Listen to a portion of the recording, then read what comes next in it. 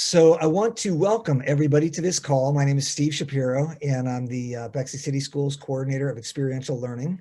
And welcome to Hey Bexley, Let's Talk series that we're just starting in the school. And this is our first edition. It's Hey Bexley, Let's Talk About Gap Years. And I'm really excited for tonight's conversation because we have 5 students, 4 of whom are Bexley grads, one of whom is not a Bexley grad, but is a recent grad, to talk about their experiences doing gap years. And they've done a variety of different programs. And so you're going to get a look at a lot of different ways that students have chosen to spend a year after high school prior to jumping into college or the work world. I think this is a really important conversation because a gap year is a really unique opportunity for students, and it gives you a chance to really explore and do something special that you might not do in a traditional academic setting. And so tonight's conversation will be a good chance for that, for you to see some examples of that and learn what the benefits and the experiences of the students were. And then we also have Stephanie Krasnowski, our college and career counselor, on board to talk a little bit about her take on gap years from the perspective of college admissions and so forth. So without further ado, we're going to jump in. We have 5 former students with us. I'm going to invite each of them to just tell you who they are, introduce themselves, maybe talk a little bit, just very briefly, when did you graduate? What were you like in high school? And why did you choose to do a gap year? And so let's start out with China. China, you want to lead off?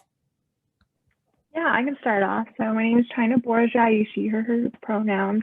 I'm a second year at Ohio State currently. And my Bexley experience is kind of interesting because I moved during my junior year. Growing up, I moved a ton. And by the time I had graduated from high school, I think I moved 18 times. So my family was always we were basically nomadic. And the reason why I started thinking about a gap year essentially is just because I don't know, growing up, I always had posters of Paris. I loved Audrey Hepburn movies. And there's always that sense of I just want to explore the world. My parents were the same way. My dad traveled when he was young, and also my mom. So I think it's always just been a core part of my family. And so I knew that for me at a young age, after graduating from high school, I just wanted to, I don't know, just have something tangible. I always was struck by this idea that if I had died right after high school, then I wouldn't have seen anything. And that was, I think, a real fear for me, just to not have been able to explore the world. And also in high school, like I said, I moved my junior year, and I think that I was in USG, or the student council. I also was part of social justice club. So it's really active, I think, in the Bexley community. Anders, want to introduce yourself and tell us about what made you think about gap year? Yeah, definitely. So I'm Anders Peden, and I was in the class of 2015. My thought process on taking a gap year definitely originated from me having a lot of trouble deciding what I wanted to do post graduation of high school. At that point, a lot of things really start to get into motion. And I think for a lot of us, that's a first major change of position and a lot of environment around you. And so I was feeling a lot of confusion on what I wanted to pursue, both studying and where I wanted to go. During high school, I was big into athletics, and I pretty much put all my chips into that and didn't really take the time to explore other ventures and experience other things outside of just sports and going to class. And so it really gave me the opportunity to open up my mind and my perspective to things outside of what I was used to and what was normal to me. Fantastic. Emi, want to introduce yourself? Yeah, so hello everyone. My name is Emi Huffner. I use she, her, hers pronouns. I graduated from Bexley in 2017. I'm currently a junior at Brandeis University, which is just outside of Boston.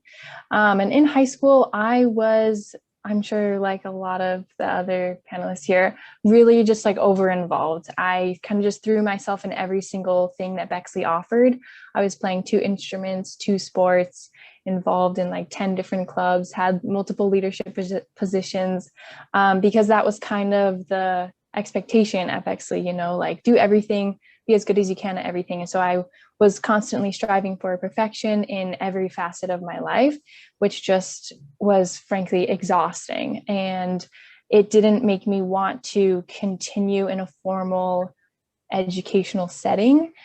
So I just wasn't really looking to go to college right away. I knew I would go eventually, and I knew that it was important.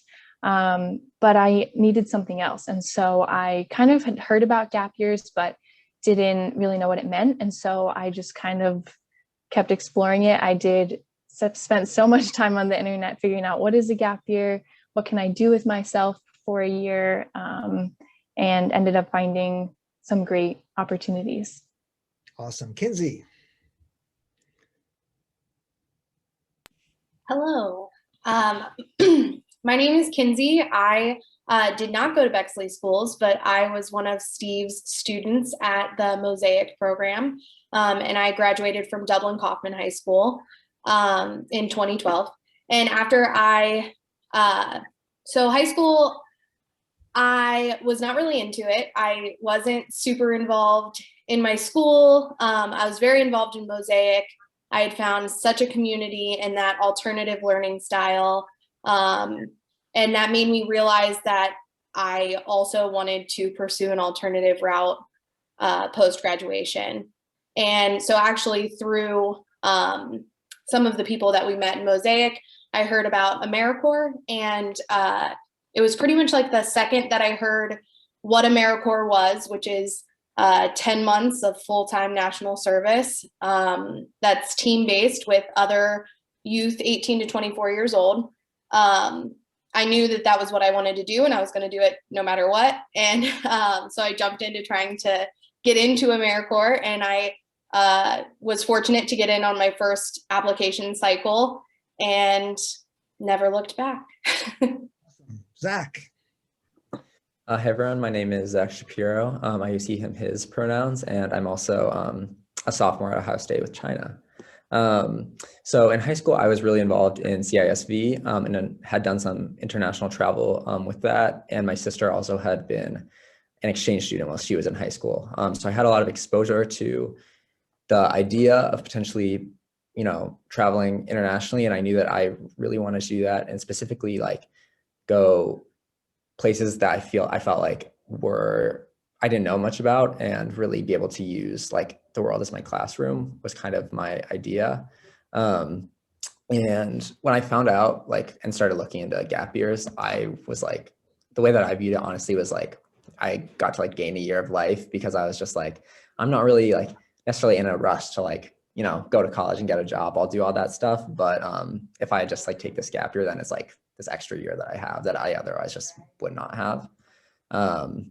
And yeah, that's kind of just how I landed on that option. So for all those on the call, I'm going to lead them through a series of a few questions. We'll have an opportunity for you to ask questions at the end if you like. But I'm going to give each of you a chance to tell us what you did. Give us a short version of what was your gap year experience. What did you do? China, you want to start us out? Yeah, I can start off. I'll share my screen because I do have some pictures. Let me see real quick. I have a video to start with. While I was traveling, I was really into creating videos and documenting it through photography. So there's this little one that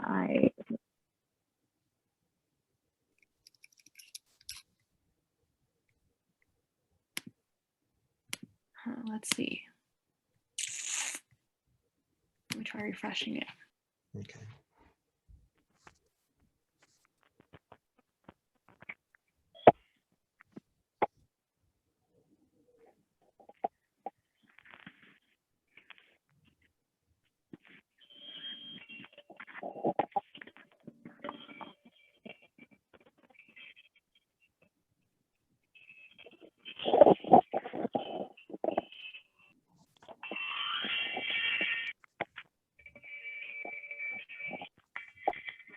I think my AirPods.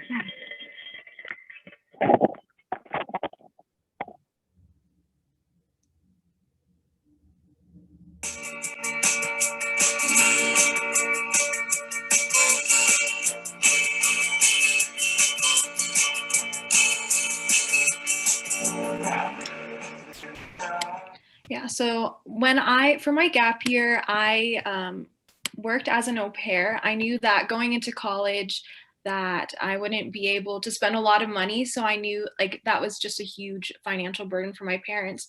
So I knew that I would have to figure out a way to pay for it myself and just kind of ensure that I was like financially independent at this time. So I found a position as an au pair, and it was in Germany, and I found it online actually, and it was in Bavaria, southern Germany. So basically I was a live-in nanny, and I lived in Hallstatt, which is this upper region, and I would bike into Bamberg. And just to give a view of like what the city looked like, it was beautiful. It was like a fairy tale neighborhood. Every day you'd wake up and you'd see old Germans biking and buying bread at a local bakery. So it was just kind of like, it felt very romanticized, like this period of my life. And essentially, like I said, I found them online. And let's see if it goes to the next slide. This was my host family. So it was 2 kids. One was 2 and the other was 4. And my host mom actually got pregnant halfway through. So at the end, I also was taking care of a newborn, and this was their house. It was amazing. And basically the benefits of being an au pair, like I said, like I didn't have thousands of dollars to fork out in order to fund my gap year experience. So number one is I had free housing, and it was huge. Like their house was ginormous. I had my own bedroom, my own living room, my own kitchen, my own bathroom, and a guest room. So my family actually got to come and stay with me. I had a stipend of 260 euros a month. And I know that's not a lot, but money goes far in Germany. I think the cost of living is a lot cheaper than here. I took language classes. So my host dad was actually a professor at the local university, and I got to take German classes there and just also take other classes. I was a guest student in a poli-sci class. So just to gain that experience of also seeing how Germans view like our government, it was very interesting. I had health insurance, which was very useful because I actually got very sick while I was there, almost had pneumonia, but luckily they caught it early enough. And then I also had a year-long visa, which was nice because it allowed me to explore more of Europe. And not just stay in Germany. And I know once, as an American citizen, you get a max of 3 months with the Schengen visa, but this definitely allowed me to explore more. And then also a network of family and friends. So I got to go to Oktoberfest at one point. I stayed with my host dad's sister and her apartment there in Munich. And then my host family also offered to cover the cost of my return flight to the US. So that also helped me a lot in saving money and still being able to explore Europe.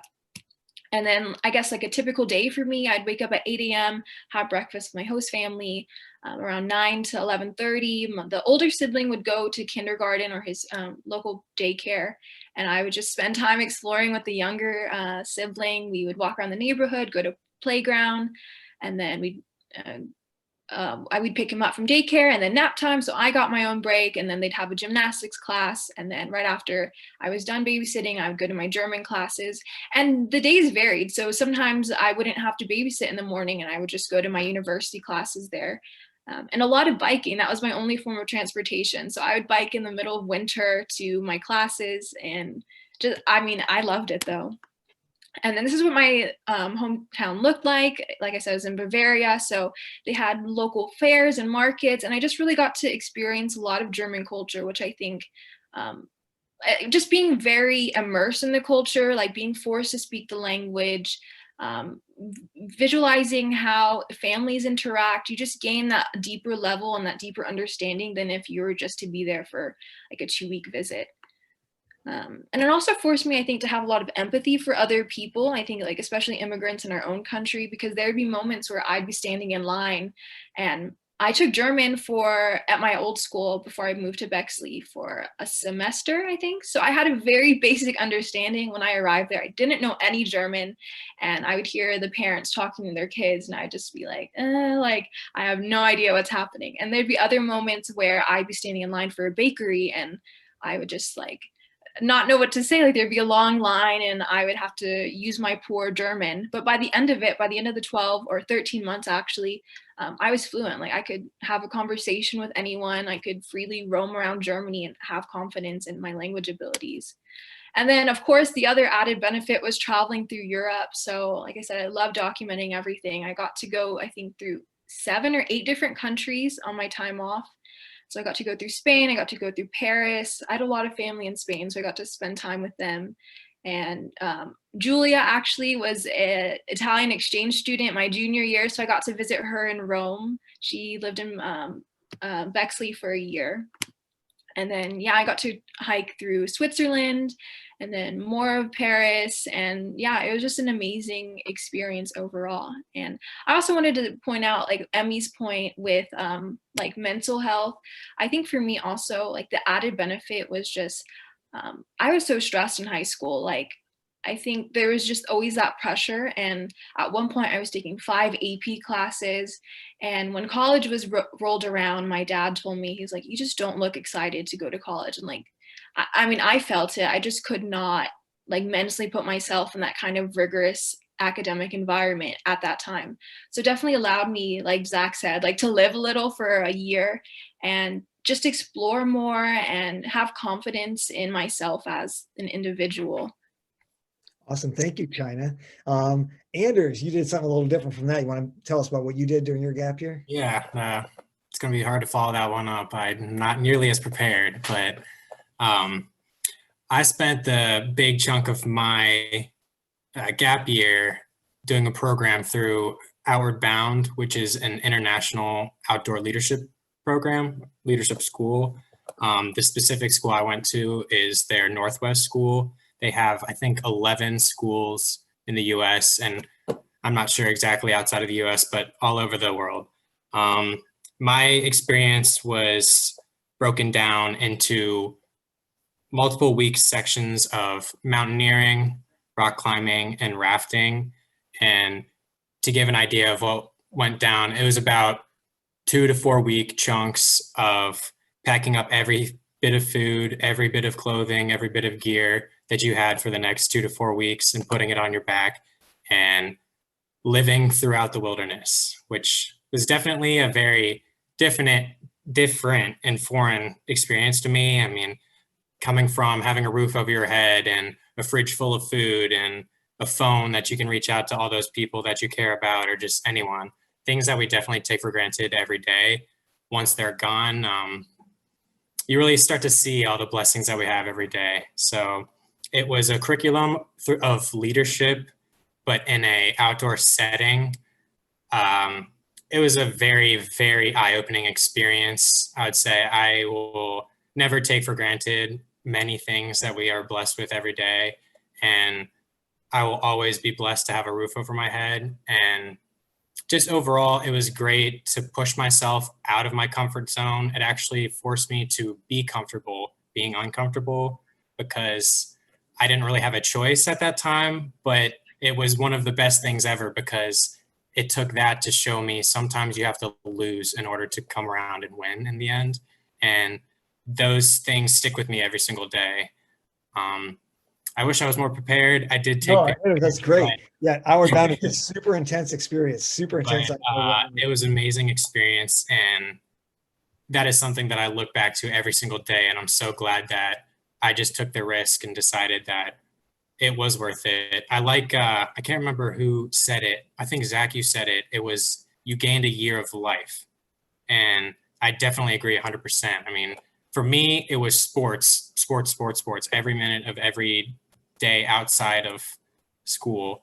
And I kind of lost that opportunity to explore other ventures and find other things that, make me smile or make me get up in each day and be happy for what I'm doing. And that experience really showed me the value of going out of your comfort zone. And you really learn a lot about what you can do when you are forced to, or you're put in a position where you don't think prior you could do those things, because you'll be surprised at all that you're capable of once you're in a position to kind of push it out of you or push yourself a little more than you're used to. Awesome. Thank you, Anders. Emi, tell us about your year. You had a kind of two halves of a year. Yeah. So when I decided to take a gap year, I didn't really know what I wanted to do. And so I'd heard about a lot of people who go traveling, like China mentioned. And so I thought like, yeah, I like traveling. This sounds like it could be something good for me. And the only class I really enjoyed and connected with in high school was my Spanish class. And I really loved my Spanish teacher, Profe Higgins. And I kind of talked with her about it, and she gave me some ideas. And I realized that if Spanish was one thing that I did feel passionate about in high school, I wanted to continue that. And so I did a big Google search for gap year programs in Latin America. So I'll go ahead and share my screen. All right. So I ended up, let me just make this bigger. There we go. So I did a big Google search for gap year programs in Latin America and ended up picking one called Carpe Diem Education. And this program was a 3-month long travel to Central America. And it's with the bottom middle picture is the group I was with. It's 12 students and 2 leaders. And we traveled to 4 different countries within Central America doing Spanish language classes, a lot of community involvement, like community service projects, and a lot of outdoor activities. So we did a lot of hiking, played some pickup soccer games and things like that. So this picture of us, we're in a hole in the ground because we dug that hole because there was a family who needed a toilet. They didn't have any plumbing in their very tiny house, basically like a shack. And so we dug all these holes for them. Like imagine the movie Holes. That's what we did all day. Because this toilet system was going to basically help grow their plants. So we installed a toilet, and when they would flush, the flushing system would go out into their garden. And I don't know the exact details, but it would help them grow their garden. So it was sustainable, and it provided them with a toilet, which they needed. So that's just one of the few examples of the types of community projects we were doing. And we got to know the people who we were helping as well, which was amazing. And when we were in the Spanish classes, we stayed with homestay families. Usually there were like 2 or 3 of us per household. And that was really when we got to know the locals on a personal level. And most of us had some Spanish background, some more than others. And so we all got to practice using our Spanish, and almost none of our host families knew English. So it really was a time to get to use our Spanish knowledge that we had. And then another thing we did, so there's on the bottom left, some little baby sea turtles.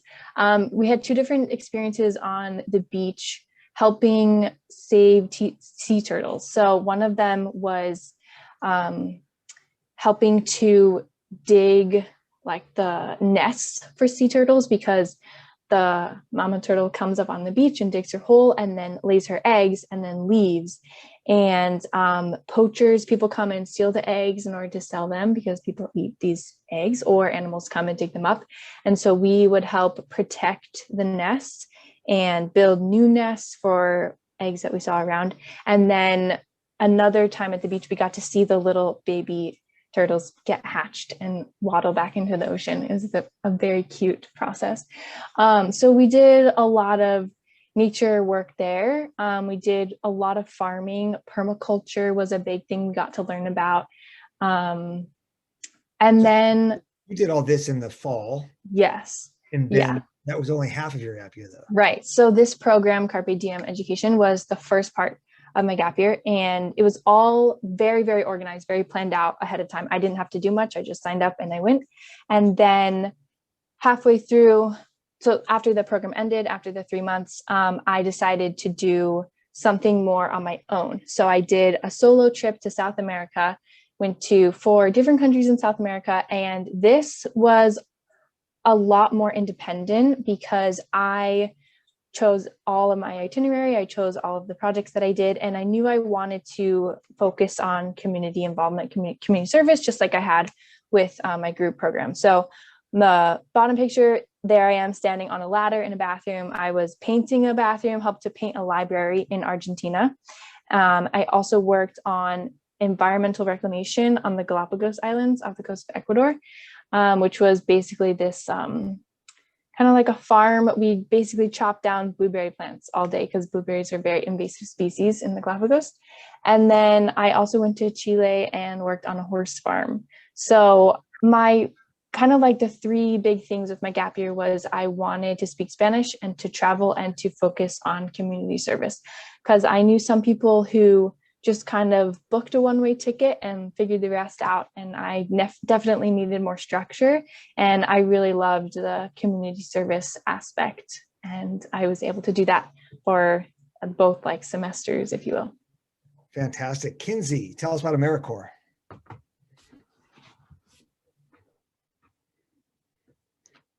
And show us about Americorps.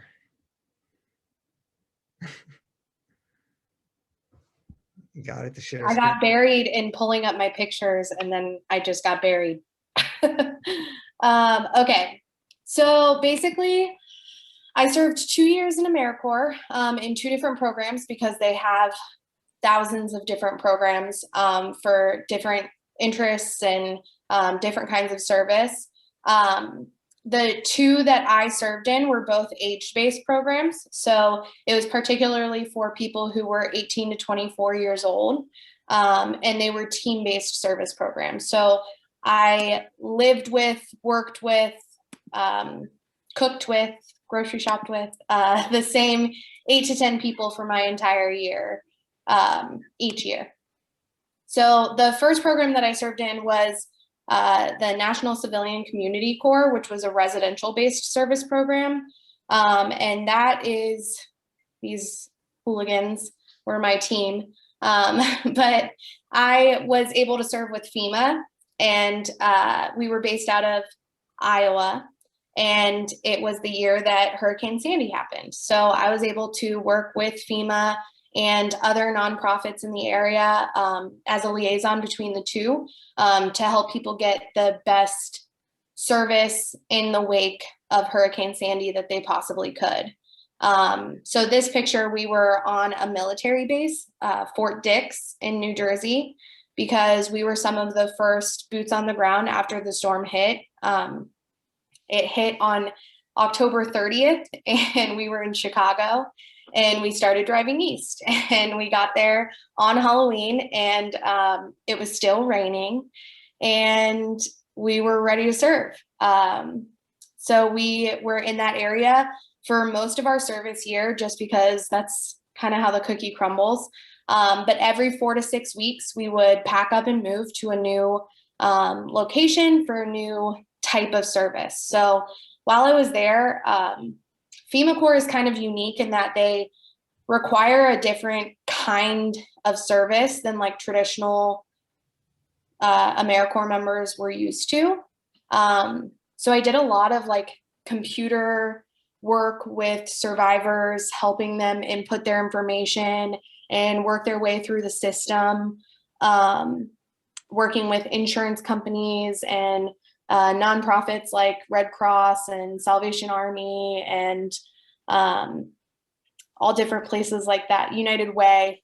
And so because of that, I gained a lot of like really practical, functional office skills that I use every single day and never would have studied because that's not what I'm into. And so it kind of gave me some skills that like I never would have asked for. And I think that that was true of like every aspect of the program, living with 10 people who you've never met from all different parts of the country and different life experiences, and living off of a $4 a day food budget and figuring that out. And part of the purpose of Americorps is for its members to live below poverty level, and understand what that looks like and what that means to an extent, because all of our housing was always taken care of and we never had to worry about that.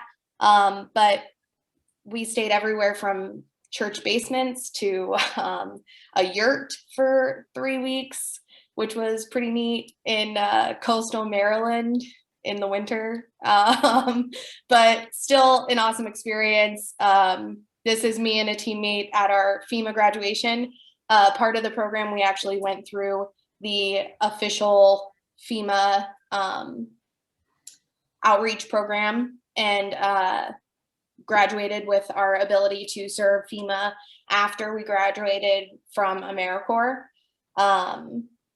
We also got a lot of other random training. So chainsaws and augers and all kinds of stuff, because in our free time when we weren't serving disaster survivors, we were building outdoor classrooms and hosting walks for different organizations and mucking and gutting in the communities that we were serving in a more physical way and getting to experience it in that physical way.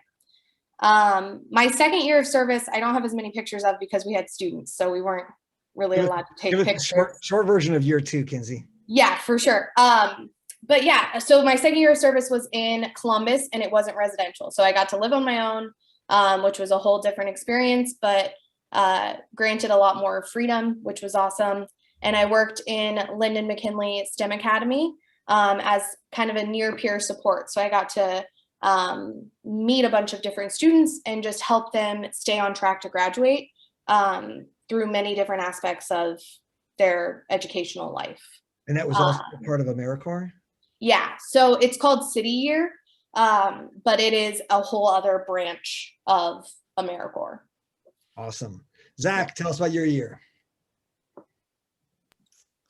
Yeah, so I did a gap year program called Thinking Beyond Borders. And I always joke because people always ask me how I found it. And I'm like, I Google searched like gap year programs and it was like the first thing that came up. But I like searched it, I found it on Google, and pretty much like as soon as I read the curriculum for the program, I was like, I know I want to do this. It was a program that was really focused on the whole question that it was centered around was, what is international development? And so studying that question through a few different lenses in a few different countries. So first, I was with a group of 15 people and 3 leaders. We spent about 2 months in Guatemala studying sustainable agriculture, living with host families, and doing like a seminar series together about sustainable agriculture. And then from there, we moved on to Thailand. And the topic there was education. So again, living with host families, doing a seminar series on the topic and helping out English teachers in schools there. And then from there, we went to Cambodia for a week. And then after that to Ghana for another 2 months, just about 2 months, living with host families and studying public health and kind of shadowing nurses in the clinics there. And then from there, we went to Morocco and then back to Washington, D.C. for about 3 weeks to meet with some of our congressmen, women, and study, how to most effectively create change.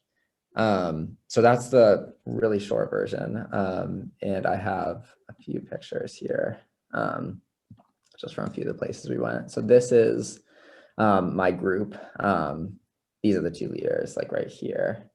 And this was us in Morocco. We got to spend a night in the desert, and there was lots of sunset pictures, as you can imagine. And then this is from Cambodia. We got to go to Angkor Wat, which was an incredible experience. And then this is from one of the national parks in Guatemala, which was part of it used to be a part of the Mayan culture there. And so we got to some of the indigenous people who are still there, were able to guide us through this site. This is just a picture of street art, some of the street art in Ghana that I really loved. And yeah, I don't know why it's basically a huge ad for Beats, but I always thought that was super cool. I love seeing that every day. And then lastly, this is just me and Francisco, who's one of the other guys in the program with me, and our host parents in Thailand. And we all had matching shirts, as you can see. Fantastic. So I'm going to ask a couple quick questions, reflective questions, and then I'll let Miss K talk about kind of the college perspective on this. But, and we don't have to go in any order, but just jump in, kind of short versions. But like, how did the gap year change you? I mean, people, you can go straight to college. Why you don't really need to do this? What was the benefit to you, and how did you grow, change, or become, you know, different because of the experience you had taking this year away from school? I can start. So probably the biggest thing for me was just learning and living in another place, learning from the people that I met, like the host families I was with or the other volunteers I learned from. It really just a change of scenery and a change of like the day-to-day learning process in high school. It was amazing to be able to work with my hands and use my body in a way that you don't when you just like sit at a desk all day. And I think one of the biggest things I took from my gap year was the group program that I was doing, the Carpe Diem education one. We learned a lot about what it means to be a global citizen. And I just thought that meant like being a citizen in the world. And I was like, yeah, I'm already like a person in the world. Like, what does this mean? But we really focused on that a lot. And what I learned was how to see the world from other people's perspectives and to see like how incredibly privileged we are in the United States. I don't know if you heard of like the privilege walk where they all stand in a line and ask questions. And so we did that. And that was a big like eye opener for me to just think about all the ways that I am privileged or we in Bexley are privileged. So the global citizen thing really helped me. And then another thing we talked about is your going outside your comfort zone, which I like all of us have heard of that before. But one thing that was very visual for us was imagine like a target, and the center circle is you in your comfort zone. And then the middle circle is your learning zone, which is outside of your comfort zone. And then there's a bigger target, which is your panic zone. So we talked about like you going outside your comfort zone into your learning zone is where the most growth can happen. But there's also an extreme part of that in your panic zone where you kind of, if a situation is too uncomfortable, then you can't learn and you just panic. So the learning zone is really where the most growth can happen. And it's usually like the biggest ring. So yeah, just getting outside your comfort zone was something that was really valuable for me. I'll go next. Very similar to what she was just saying. Getting out of that comfort zone was by far one of the biggest takeaways from that. But the night before we set out on our first section, the president of the Northwest Outward Bound School said something to all of us that really stuck with me. And for educational purposes, I won't use a direct quote because it wasn't exactly appropriate, but he told us, if you're standing with one leg in yesterday and one leg in tomorrow, you are using the bathroom on today. And that really stuck with me to, take in all that you can for the situation that you're in. For us, it was being in some of the most uncomfortable living positions while also being surrounded by some of the best natural beauty that this country has to offer. So perspective was so much in it, and your experience tailored a lot to how you thought about it. And, parts of it weren't necessarily as fun, but it only is as fun or not fun as you make it yourself. Sometimes we're in positions that we can't control, but we can control how we think about that and how we carry ourselves about it. So that was probably the biggest takeaway for me, is just appreciate the little things. Don't get so caught up in how quickly we all live here in the United States. I mean, we got so many things that can distract us at any given moment. So do the best you can to take all that you can from around you, and perspective is so key.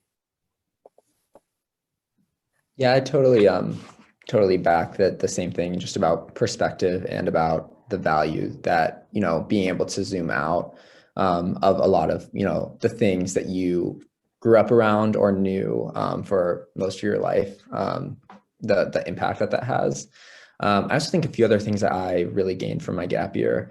One, I didn't have my phone with me. None of us did. And so just being able to, like, when you're in like a new, really unfamiliar place, you don't have that like comfort of just being able to, check back in at home or anything like that. So being able to really like push through and like engage with the moment, even when it's uncomfortable or unfamiliar, was a really powerful lesson for me. And I also think that one thing that I really gained by traveling with a group was just learning how to express yourself and how to support the people around you, especially because we didn't have our phones. Like, we were pretty much there for each other. All of us went through periods where it was really hard, because there's really high highs and really low lows when you travel. And so just learning how to like hold space for the people around me, and also to like open up and learn how to lean on other people when they're really like all you have, was something that I definitely took away from the year. I think I totally agree with what you are saying about just like learning how to like give people space and be a part of a team in such high stakes environments. And then even now, like as a 26-year-old pediatric nurse, like every day I think of some way that I learned how to communicate, or some moral that I learned from an issue when I was serving in Americorps, and being able to call on that in my everyday life has been invaluable. Even down to like, I remember my orientation for Columbus City Schools, and I walked in and I was like frontmost, centermost, because like that was a huge core value of Americorps, and I was the only one in the front row. And like just little things like that that really set you apart for the rest of your life, when you are able to take that time and space to learn how to be a better teammate and a better person to the people that you're around and to the organizations that you serve for the rest of your life. I think for me, I think my experience is a bit different just because I was by myself for a full year. And but there's a lot to be learned when you're by yourself. You, I think, explore like every inner part of your brain. Like when you move to a country, don't know the language, have no friends, have no family, like what really do you have except yourself? So I think that sense of independence was something that was one of the strengths that really helped me to grow. And I got financially independent from my family for the year, so they didn't send me any money, and it was all dependent on like what I had and what I had worked for the year before in order to save up enough money for this trip. So, and there was just a lot of trials, like just traveling by myself, solo, and going to a country where I didn't know the language, but researching as much as I could before. And I think I can also echo that sentiment of being a global citizen. It really makes you, especially now I'm studying public affairs, and so it makes you question like why our government does certain things. Why is it like, why do we do the things the way we do when like in other countries it's completely different? Or where you see like where their values are in terms of like sense of freedom, or how they support their own people. And also I think like what Anders was saying about slowing down, so having that ability to, why push myself, like why, like I feel like now it was always in Bexley like, okay, what's the next thing I can have to add to my resume? Like what's the next, instead of being present in the moment, like what's the next thing I can do to accomplish to make myself look good, or move myself closer to my own professional goals. And so like in Europe, it's just like, in America, I feel like we really live to work, and there it's like completely different. They just work to get by and put food on the table. So it was just that, I think, being so deeply invested in a different culture and having that sense of comparison, I think just makes you more of a well-rounded person. You're not just so focused on academics. I think there is this other podcast that I listened to recently that said something about the difference between people that play professional sports versus people that just play on the side for fun is that when they lose a game, that's all they can think about. That loss is something that affects them tremendously, versus someone who, okay, I know I have other facets in my life in which I can really explore and which I feel confident in. So it's like it just gives you that sense of like different perspective. And I think that that's something that is unparalleled. And you can just, I think, even now communicate with so many different people and have a basis of like experience. It's not just, oh, I just graduated from high school. It's, I traveled, I did this experience, there's growth there. So we're going to turn it over to Ms. Kane 1 second. Before we do, I want to give each of you a chance. There are some students on the call, and there'll be students who'll be watching a video of this webinar. So what's one thing that you learned from your gap year that you wish you had known when you were in ninth grade or at the beginning of high school, that you can tell those young folks like, hey, I wish I had known this when I was your age. Figured this out on the gap year. I wish I had known it earlier. I can start this off. For me, it was definitely learning that comparisons can be extremely harmful to yourself and your mental health. I feel like in Bexley, there's a very traditional path, and not just in Bexley, in many places, that is pushed on students from the time that they, get into middle school and start, really getting close to potential college exploration. And comparing yourself to others can be something that is really harmful to you and your, belief in what you can do, how excited you get about things, or your confidence and stuff. And what I learned is that we are all entirely unique. We all have things that make us, smile. We all have things that really tick us off. But in the end, we are all entirely different. And just because what makes you, you isn't looked at as like normal or the narrow path, that doesn't mean it's any less important or any less valuable. If it's something that makes you happy or something that truly brings value to your life, that's all that should matter. It shouldn't matter what this person is doing at the same age or what that person is making, or, people in similar positions are doing this, that, the other, because it's never really going to do any good for you. You got to take that time and energy and just invest in yourself and know that you'll figure it out and you have the ability to do it. And I can go next because, just to piggyback off of that a little bit, I think one of the things I wish that I had realized a little bit sooner was like, in a way you are what you do, because like, I think by doing my gap year, I kind of realized that like, it was such an empowering thing that I started to really like view myself as an empowered person by doing it. And my perception of myself and who I was changed because of the things that I was doing. And like, I think now that informs a lot of my decisions, because I do look to take risks. I do look to push myself, not just because like, I want to do fun things or something like that, but because like, I know that really does change the way you view yourself. And then from there, it changes the way that you view the world around you. So, you have a lot of choice, or a lot of power in your choice about like how you spend your time and the things you choose to do. I think I really agree with what you're saying about how it changes your whole perspective of yourself. And something that I think about when thinking pre-Americorps life is in the pledge for Americorps, they say, and I commit this to service for this year and beyond. I am an Americorps member and I will get things done.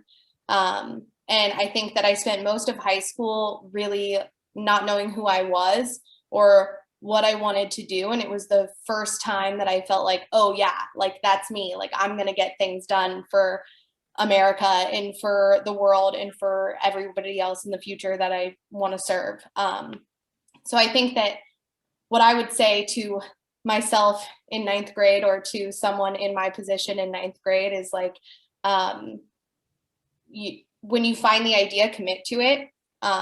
When you find that like overwhelming, nagging, this is something for me, this is something for me, whether it's beneficial to your GPA or, your social standing, like follow that intuition, follow that nagging idea of what is right for you, because you never know where it might lead and it could entirely change the course of your life, because succumbing to mine entirely changed my life.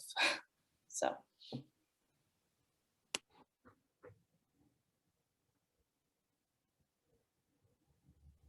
Yeah, I just want to kind of echo all of that. For me, I think if I could tell my past self something, it would be to try and just listen to myself more and what I wanted, because like Anders mentioned, that seemed like everyone was kind of like on this one track that seems like Bexley tries to push a lot. I was only focused on what is socially expected of me and what do I need to do to be quote unquote successful. And I never thought about what do I want? What do I feel passionate about? What do I love? It just felt like everything was predetermined for me. And once I had my gap year, I realized what I really cared about and the direction I wanted my life to go in. And I felt like I could finally think for myself and breathe for myself and didn't have people like on my shoulder being like, hey, Emi, like, this is what you need to do. Because all of those voices are wrong. And listening to myself was what I needed to do, but I didn't really know how to do that before my gap year. I think what I would tell my younger self, and like what I tell my brother now, who's in a sophomore in high school, is just to check in on your mental health, because there really is nothing, like once you compromise that, then it's just like, you shouldn't sacrifice yourself for your academics, because that's something I feel like I definitely did. Like I was just so burnt out after that year of high school that just keep your eyes open, like maintain that curiosity that you have when you're a kid, explore things that maybe you would say no to. And I think that you'll find your greatest passion through that. You'll find what you really love. Well, you five are all really awesome. And it's so great to hear your stories. And Stephanie, I want to give you a chance to say a word about kind of the gap year and how it fits into the kind of, I think we all get really focused on, how do I get into college? Is it going to affect college? You know, how does this play into that conversation? So for me, like, first of all, I just loved hearing all of your experiences. Like, I want to go, I want to the things that you guys did. That's just incredible. I mean, so the things that have been flying through my brain are, number one, gap year is such an inadequate term for what you guys did.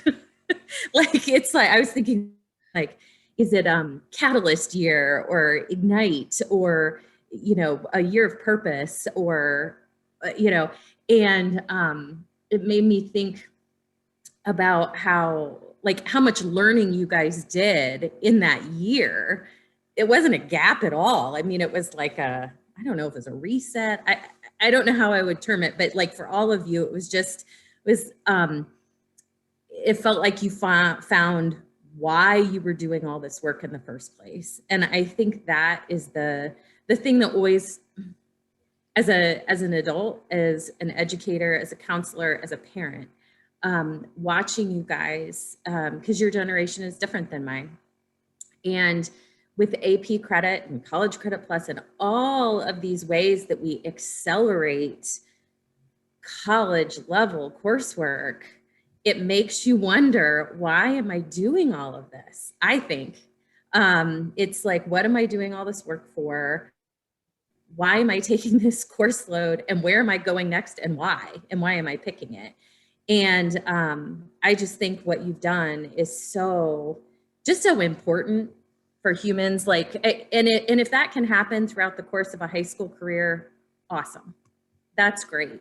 But I think sometimes too, we find ourselves so wrapped up in all of the things. And adults aren't immune from this either. I mean, it's like, you get going in your routines and your groove and you do all this work, and you really have to stop back. And, all of your comments have made me question how I do my work and how am I communicating to students and what am I communicating? And, so you've made me think as well. And I so appreciate that. And quite frankly, it's kind of like, the question is so funny. It's like, well, what would a college say? Well, what is not to love about all of this? Like, it's all wonderful. It's like, you guys are adults. Like, it's all good things, like the courage, the bravery, the, just like this risk taking, my goodness. And what examples you're setting for all the people that will come after you, that will look and say, hey, if they did this, I want to challenge myself in that way. And I just applaud you for following your own path. And hopefully I always say you're the goal. Like, this is what we want students to result in at the end of their academic experience. My hope is that, you feel not burnt out and kind of identified a purpose by the time of graduation, but that hasn't happened. And that's something that we need to listen to as the adults. So thank you. Yeah, I think it's a really powerful example of the impact that experiential learning has, going out and learning through experience. I think Ms. Kay said you learned so much in that year, but you never sat in a desk, you never looked at a textbook, lecture wasn't happening, but you were learning in tremendous ways. In the comments, I'm going to give an opportunity for folks to ask questions, for attendees to ask questions. I just put in the comments two things. One is a link to the Gap Year Association, and the Gap Year Association is a website that will have a lot of information about different types of gap years, different things you might be curious about. So I think that's a good resource page. I also put a link to my podcast, which is called Experience Matters, and it's focused on experiential learning. And there is one episode of the podcast that features Zach Shapiro, who you may have noticed coincidentally with the same last name, also plays the role of my son in our at-home adventures. But there's an interview with Zach about his gap year. If you want to have a deeper dive and some conversation, I encourage you to check out that episode of the podcast, as well as all the episodes of the podcast. There's a question about age. One parent's asking, were any of you under 18 years during the gap year? Were there issues around that? Or were you all 18 when this started? Anybody under 18 when you started? Okay. So yeah, I think to that question, I think, some people have done, for example, some people will do a gap year during school by being an exchange student or something like that, where you're almost doing a gap year as an underage person, but it's a more supervised thing. I'm guessing probably most of your programs, do any of you know if any of your programs were available to underage people under 18? So in city year, we had a member who, when they were initiated into city year, they were 17, but they turned 18 within a certain time frame. So I know that with Americorps programs, the residential programs are really strict about you have to be 18 by the time you're on campus. But the non-residential, city year in particular, may accept younger. Somebody asked about did it feel too long or too short? Like some of you did different different lengths of experiences. Anybody have any comment on, the length of time that you spent? Well, I think I just want to jump in really quick because I think you may have missed a question because there was a question right above when you sent out those links, Okay. and which was about college. Yeah, that's a good. All the college stuff. About that. So I just thought I could speak to that really quickly. So I did all my college application stuff my senior year, normal. Pretty much the whole process for me was normal. And I accepted my offer to Ohio State my senior year. And also I had a scholarship there that I was able to defer really easily. It was just basically one form that I had to fill out that took me about 20 minutes, telling them why I wanted to take a gap year, what I was planning on doing. And then that was pretty much it. And then I just was able to come back the next year. Because it's such a big school, some things like that can kind of you got to make sure you're checking up on them. So the next year when I came back and checked in, there's some things that I had to figure out. But the acceptance was there, the money was still all there. And it was really not too big of a hassle at all. In terms of what college I wanted. Let's do that. Yeah, go. You're still on colleges? Mm-hmm. Yeah, there's college question. Okay. Yeah, so the I didn't necessarily have an experience with wanting to change what college I was going to or something like that. There's some people on my gap year who were applying to college at the time of the gap year, and they were kind of deciding that. And there's a few people that their ideas kind of did change a little bit on the gap year. So yeah, that's not something I have a personal experience with, but I do know that that's an option if you want to reapply to schools or change potentially where you're going to go on your gap year. It's possible. And yeah, I don't need to speak to the rest of it because I don't really have anything to add. But can I add? I just wanted to answer the question, the same one about college application. So I did the same thing as Zach. applied senior year and I committed to one my senior year. And then same thing as Zach, it was a really easy process to defer. My school actually encouraged us to take a gap year. They just sent everyone an email and said like, hey, if you are thinking of taking a gap year, just sign this form. It was so easy. I just put my name and I just said I wanted to take a gap year, and I wrote like 5 sentences on like what my plan was, and they just like put me into the next graduating class. It was really, really easy. And I also know some people who took a gap year, and they told me that when they first applied to their school, they got like deferred, or like that weird phase where like you're not rejected but you're not accepted. And then when the student told that school, hey, I'm going to take a gap year, that school then accepted them for the following year because it makes it easier for them.